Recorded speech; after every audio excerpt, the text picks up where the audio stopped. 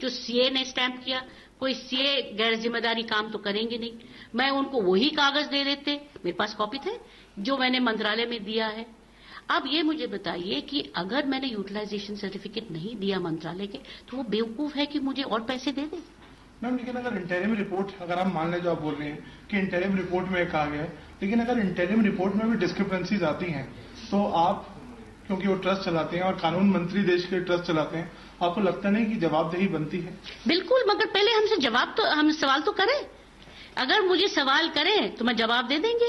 और जब मुझे पहली बार ये पता चला और मैंने सीएजी ऑफिस फोन किया, उन्होंने बड़ा संक्षेप में कहा कि ये कोई रिपोर्ट नहीं, कोई कागज नहीं जाएंगे बिना आपका जवाब, और आप जवाब दीजिए और ये मैटर हम लोग खत्म कर देंगे, आप जवाब दीजिए। और मेरे पास सब जवाब है।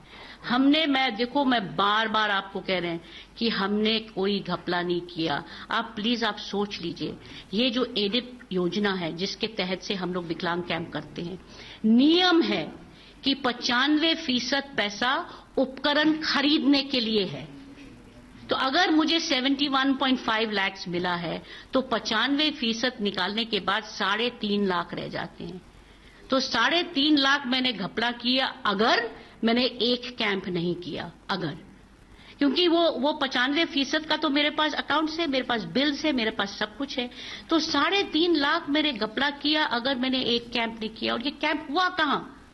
शाहजहांपुर में जितिन प्रसाद ने कैंप करवाया, सिद्धार्थनगर में ईश्वर चंद शुक्ला जो एमएलए ने, उन्होंने कैंप किया, अलीगढ़ में विवेक बंसल जो एमएलसी है उन्होंने कैंप किया, रामपुर में संजय कपूर एमएलए ने कैंप किया। ये सब गैर जिम्मेदार लोग हैं, सब प्रूफ है। अरे हर एक अखबार में आया। एक और नियम है भारत सरकार का कि जब आप कैंप करेंगे तो हर एक फॉर्म पे जो विकलांग साइन करते, हर एक फॉर्म पे एक जिम्मेदार अफसर का मोहर होना चाहिए। वो भी हमारे पास है, वो भी हमारे पास है। और आप मुझे बताइए, कहाँ ये जिले क्या है? एटा जिला है, फर्रुखाबाद जिला जो अपना जिला है। हम अपने जिले में जहां हम पॉलिटिक्स करते हैं, जहां हम इलेक्शन लड़ते हैं, हम अपने लोगों को, हमारे अपने विकलांगों का पेट काटेंगे? हम इतना बेवकूफ है क्या? ये क्या आरोप है? ये क्या आरोप है? तो मैम, क्या आप स्यू करेंगी? अरे हमने किया है।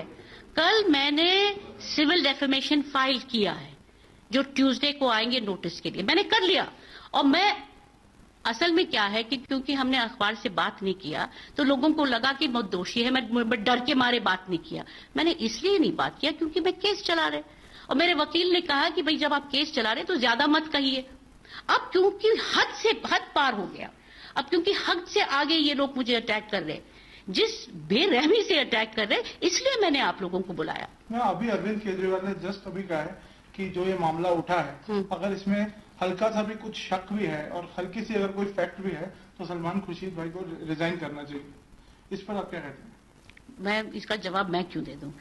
देखो, ऐसा है, अमेरिका में ऐसे वकील होते हैं जिसके कोई केस नहीं होता है, तो उनको एम्बुलेंस चेसर्स कहते हैं। जहां उन्होंने एम्बुलेंस देखा तो उसके पीछे पीछे भागते हैं कि भाई हम उनसे कहिए भाई कोई आपको केस तो नहीं चलाना है। ये है अरविंद केजरीवाल। मुद्दा नहीं है तो जहां उन्होंने देखा कोई मुद्दा है तो वो जींद पहुंचेंगे वहां पे किसी एक मुद्दे के लिए, वो केरला पहुंचेंगे, वो हर जगह पहुंचेंगे। उनके पास मुद्दा नहीं है, मुद्दा ढूंढ रहे, तो उनको मैं जवाब नहीं देंगे, सलमान साहब जवाब देंगे। मैम, और एक और जो सवाल उठा था चैनल्स की तरफ से, एक चैनल ने जिसने ऑपरेशन किया था कि जो सिग्नेचर्स हैं वो फोर्ज्ड हैं, उसके बारे में आपको क्या? अब मैं आपको बड़ा सिंपली बता देंगे मसला क्या है।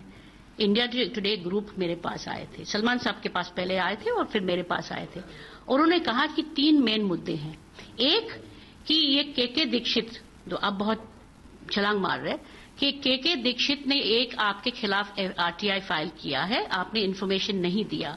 फिर वो सीआईसी के पास गए और सीआईसी ने लॉ मिनिस्ट्री को लिखा कि क्या ये एनजीओ आरटीआई के नीचे आते कि नहीं, और आप लॉ मिनिस्टर होते हुए आपने ये दिया ओपिनियन दिया कि doctor Zakir Hussain memorial trust NGO ये पब्लिक अथॉरिटी नहीं है और वो जवाबदेही नहीं है। ये उनका पहले आरोप था। दूसरा आरोप था कि सेंट्रल गवर्नमेंट, केंद्रीय सरकार के मंत्रालय ने एक जांच ऑर्डर किया है यूपी के तरफ से मिस अप्रोप्रिएशन और डाइवर्शन, ये बहुत बड़े बड़े सख्त लफ्ज है। मिस अप्रोप्रिएशन और डाइवर्शन ऑफ फंड्स का जांच बढ़ाया। और तीसरा है कि ये फौज सिग्नेचर्स, जो टेस्ट चेक में फौज सिग्नेचर्स, ये 3 मुद्दे हैं। मैंने उनको एक एक कागज दिखाया, एक एक कागज जो भी उन्होंने कह दिया। और सच्चाई ये इन्होंने शुरू कर दिया ये कह के कि आपके ट्रस्ट में आपके परिवार के लोग हैं। तो भैया मुझे बता देना कि मेरे ट्रस्ट में और लोग और किसी के परिवार के लोग होंगे? 1-2 परिवार के लोग हैं, बाकी बहुत माने हुए लोग हैं। सिर्फ मेरे परिवार के लोग नहीं है, और भी लोग हैं। उन्होंने बस आंख बंद करके 2 नाम देखा, बाकी का देखा नहीं। खैर, ये जो 3 मेन मुद्दे हैं, एक तो हमने उनको कागज पकड़ाया, दिया उनके हाथ में, जहां लिखा, बड़ा स्पष्ट लिखा है कि doctor Zakir Hussain memorial trust is a public authority, it is under RTI. तो उनका क्या रिएक्शन था? अच्छा छोड़ो। मैंने कहा क्यों छोड़ो, ये आपका मुद्दा था। फिर दूसरा मुद्दा था कि केंद्र सरकार ने ये ऑर्डर किया। मैंने कहा मैं दावे से कह रहे कि कोई कागज नहीं है, केंद्रीय मंत्रालय ने कोई चिट्ठी नहीं लिखा कि हमको प्रूव करना चाहिए। मैं दावे से कह रहे। मैम आप क्या सुनिए। और जब मैंने ये कहा तो राहुल कंवर, मैं नाम लेके कह रहे, क्योंकि राहुल कंवर थे और उनका एक और पत्रकार साथ थे। राहुल कंवर ने कहा कि अगर ये चिट्ठी केंद्रीय सरकार का चिट्ठी नहीं है तो स्टोरी नहीं बनता है, और वो चिट्ठी नहीं है और स्टोरी फिर भी उन्होंने किया। और जहां ये फौज चिट्ठी का सवाल है, भैया मैंने खुद सवाल उठाया। और मैं थोड़ा सा आपको बैकग्राउंड दे देंगे। हुआ क्या कि हम लोगों ने 2009-2010 में कैंप्स किया, और तरीका ये होता है आगे पैसे लेने के लिए कि आपका जो मेन डिस्ट्रिक्ट जो फर्रुखाबाद है, वहां पे सीएमओ, विकलांग कल्याण अधिकारी और डीएम आपका पूरा फैसिलिटीज देख के, क्योंकि इस योजना के तहत से हमें जयपुर फुट बनाना है, बहुत कुछ करना, तो वो आपका अस्पताल वगैरह देखते हैं। और 21 बिंदु है जो वो टिक करते हैं। अगर वहां संतुष्टि है तो आपका केस आगे कर देते हैं।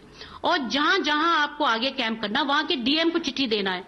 तो 17 जगह से डीएम की चिट्ठी गए, जिसके हमारे पास 4-5 चिट्ठियां हैं उसके, और मैंने उनको दिखा भी दिया।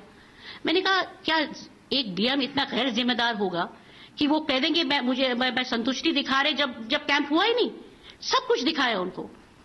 मगर जब लास्ट मिनट में करीब 15 मई को जब यहां पे सारे रिपोर्टें आए, तो यहां के मंत्रालय के वहां सेक्रेटरी आचार्य साहब थे, ज्वाइंट सेक्रेटरी थे, एडिशनल सेक्रेटरी थे। उन्होंने कहा जो फॉर्मेट आया है टेस्ट चेक का वो गलत है, ऐसे होना चाहिए, ऐसे हुआ।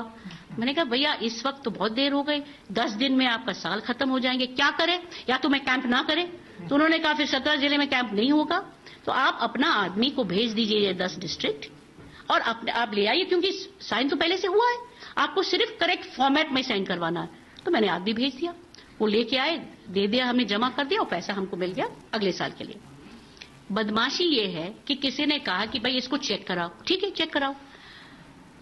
वहां के कुछ लोगों ने, अब मैं किसी पर आरोप नहीं लगाना चाहते, मगर जैसे कि आप है सीडीओ, जब टेस्ट चेक साइन हुआ है, कोई और, क्योंकि यूपी में तो ट्रांसफर हर दूसरे-तीसरे दिन होते हैं, जब आपने मांगा है क्लैरिफिकेशन 6-7 महीने बाद, कोई और सीडीओ है, अब जो कोई और सीडीओ वो आपसे पूछ रहे कि क्या ये आपका हस्ताक्षर है, तो वो सीडीओ कह रहे मेरा हस्ताक्षर नहीं है।